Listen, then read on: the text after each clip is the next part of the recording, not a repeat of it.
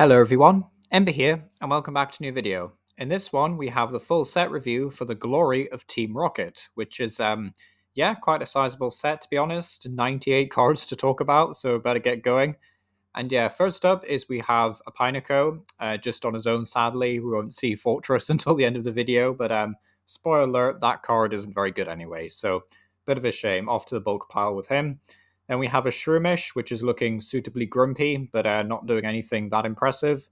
Breloom is at least a little bit more interesting, but only in like a cube setting or like maybe GLC, but honestly not a very good card, so continues the trend of bad Breloom cards. Then we have a Rotom, which does have a very fun attack actually that I'm interested in. Gadget Show does 30 damage for each Pokemon tool card attached to all of your Pokemon, which honestly isn't that bad. So that's like what, capping at 180, but if you get like a Terrapagos Area Zero combo in play, then maybe it could be a lot more than that. But I think for two colors, this is very, very respectable. And you could definitely pay for this using stuff like Crispin and EXP Share. Like maybe some additional energy acceleration would be helpful in the future, but in all honesty, I don't think this is that bad. Especially not when like Poison, Brute Barnet, Petrant decks are kind of like running a lot of tool cards anyway. This could be like an alternate attacker maybe built into the deck, but honestly really nice to see. Also gets to hit weakness on Charizard, so that's cool. Then we have a Lurantis, which does have the attack Flower Cutting Dance, which does 130. Now, the reason I bring this up is it's basically just like Decidueye from Shrouded Fable, but it's doing a wee bit less damage and it's a stage 1. So, in terms of things like GLC, I think the Lurantis that boosts your damage by plus 20 is probably more beneficial. But doing 130 is still not the worst in GLC for a single energy. And then for standard, I think it's maybe not doing quite enough, even with Lurantis in play. But I'm sure you could make a very, very like easy to play budget deck with Vengeful Punch and Lilligant or something. You know, you could do something fun with this Lurantis. It's not complete garbage, so that's fun to see.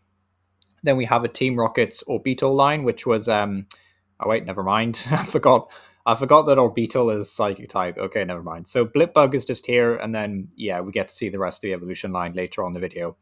But then we get to see Spidops, which seems to be like the main partner, I guess, for Mewtwo EX potentially, the Team Rockets one. So Team Rocket Spidops has the ability Charge Up, which says once during a turn, you may attach a basic energy card from your discard pile to this Pokemon, which of course you'll want to then discard with Mewtwo, but you could also like energy switch off Spidops onto another Pokemon, which is cool.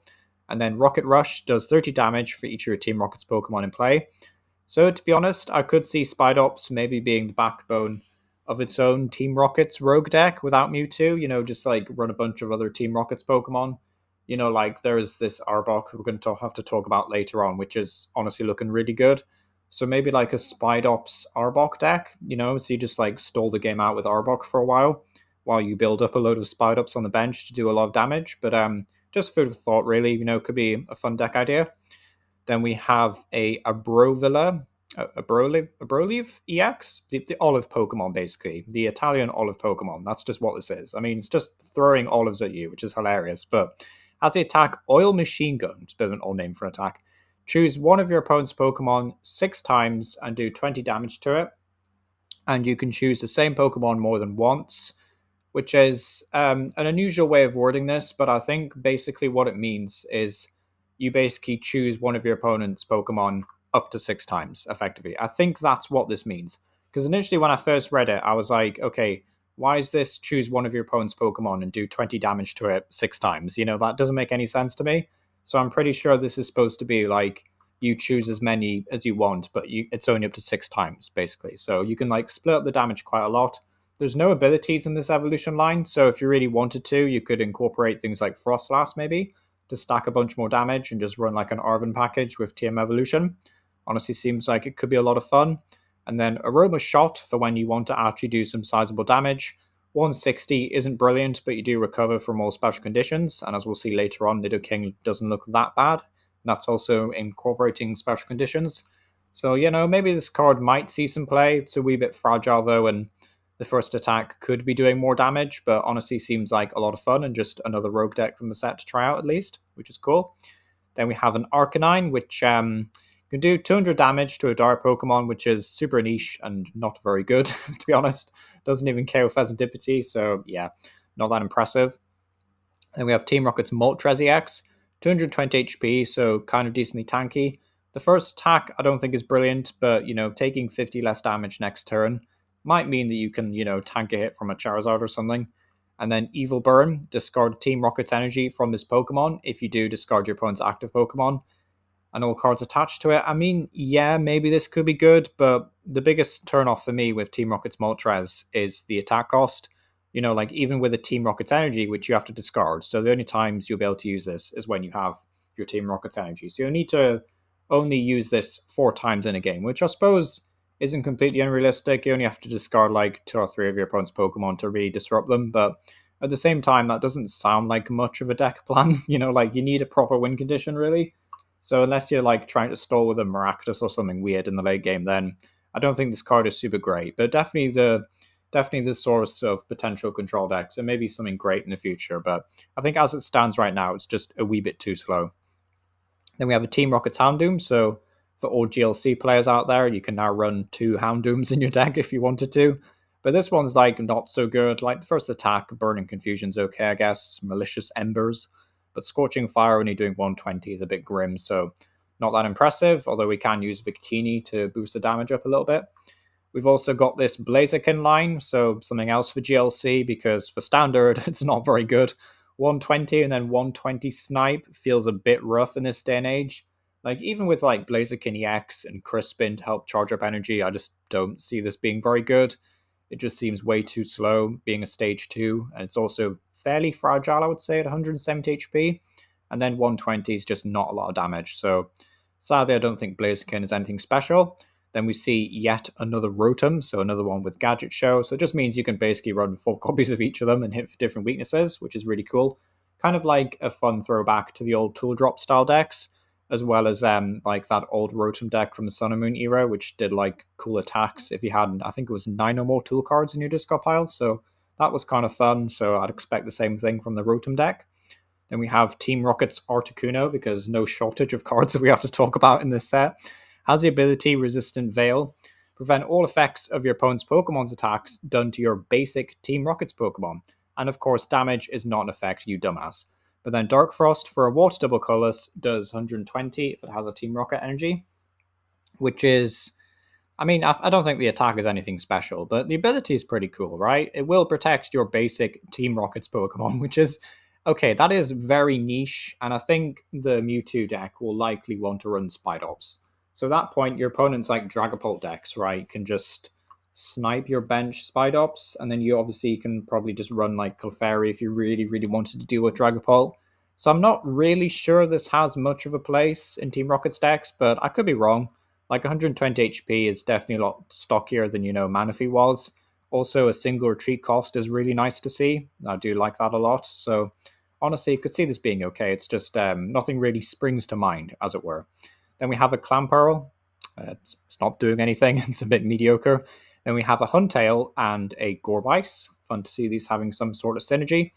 But the one thing I will say is that, like different forms of evolution having synergy is a bit annoying, just in the sense you'll only ever be able to run 4 Clamperl in a deck. Then you'll have to run a split of Huntail and Gorbise, and that'll like compete for bench slots as well. Just a wee bit annoying in my opinion, but it is cool that they have some synergy. This one has the ability Diver Catch. Whenever one of your water Pokemon is KO'd, then you basically just put all the basic water energy attached to that Pokemon into your hand instead of a discard pile, which is really cool. It's basically just like Energy Pouch, I think it was, the tool card. So honestly, a really fun effect, definitely very good in GLC. Maybe good enough in Bax Caliber decks, like you stack a load of energy onto a Wailord or something, and then you just keep all the energy, but the thing is with Wailord is it just feels kind of clunky. Like I think I did a Wailord video after this video comes out. But the thing is, yeah, Wailord is just a wee bit clunky, and I don't think fitting another stage 1 Pokemon is going to fix all your problems with that deck, but still a very, very strong effect for GLC, I'd imagine. Then we have Gorbise with Crescendo Wave, very fancy, la-di-da. Does 30 damage for each water energy attached to this Pokemon, and before doing damage, you may attach any number of basic water energy cards from your hand to this Pokemon, which is really cool. So you basically just couldn't wait until you have to actually attack to then commit all the energy from your hand to this Pokemon. So that kind of like just keeps your opponent guessing where you're going to attach your energy. But I mean, realistically, you probably just want to dump it all on this guy anyway. But still a very fun effect. I don't think 30 is a great modifier. Like Swim Freely, like the Dugong from like Sword and Shield was doing 40 damage. And I don't think that was ever more than a rogue deck. So 30 damage doesn't feel great in this day and age. And we have to find a way of charging it up. But well, I guess it charges its energy to itself, right? But aside from that, it seems like a lot of fun at least. It's a fun budget deck to try out at the end of the day, which the set seems to have a lot of.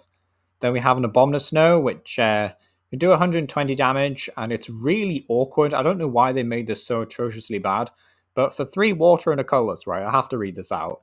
If this Pokemon has 2 or more grass energy attached, it does 120 more, so you do 240 for 3 water, plus a grass energy, plus another grass.